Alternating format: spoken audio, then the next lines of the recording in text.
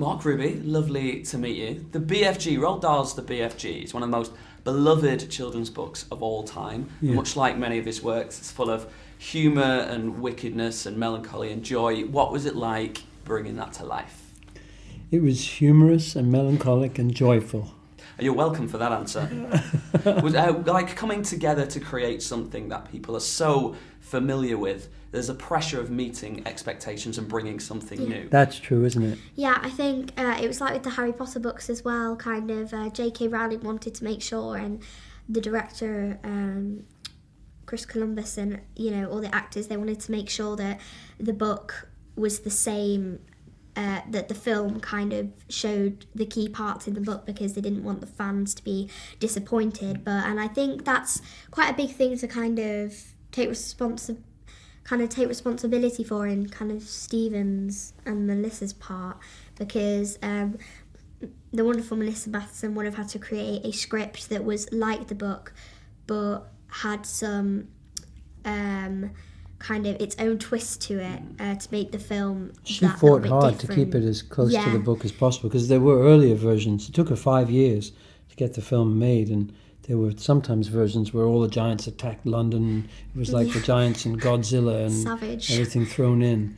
But eventually Stephen and Melissa kept very true to the book, just rearranging some things slightly. Yeah. So that it it is works quite in a film. big kind of thing to have while we were filming, it never really occurred to me how many people were such big fans of the book, but then you see how many people are in it, it hits you, and so I guess it was quite a big responsibility. I mean, it's been 34 years since the book was published. It sold millions and millions and millions of copies all over the world, and much like other Roald Dahl's books, like Fantastic Mr. Fox, Charlie and the Chocolate Factory, it still seems to resonate with people really well. What do you think it is about the text that still resonates, that gets people gripped this long into it?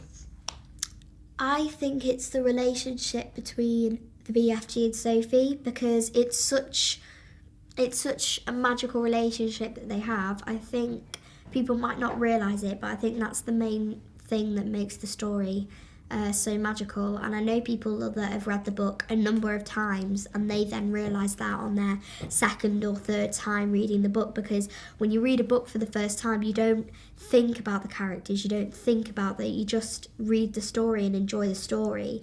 But that's what I have found anyway, in my opinion. But I think there's also something about, even in the most evil or frightening person or group of people, say these giants who are eating children, there can be a good person in there, or a good quality in the midst of that, and so there is this big friendly giant in the midst, not very powerful and not very effective in stopping them, but she encourages him, and they're able to change the situation. And what Dahl is for the written word, I guess Spielberg can be for imagery, two of the greatest storytellers of the last century, perhaps. What was it like? What sort of alchemy was that like, being involved in bringing those two people together? Yeah, they are both great storytellers. Also, this film, this is the first time in the history of film that this film could be made in this way, because the motion capture technology is very new and has enabled characters 24 foot tall and lives only in motion capture to interact with a character who's, how tall are you? Much smaller. Much smaller.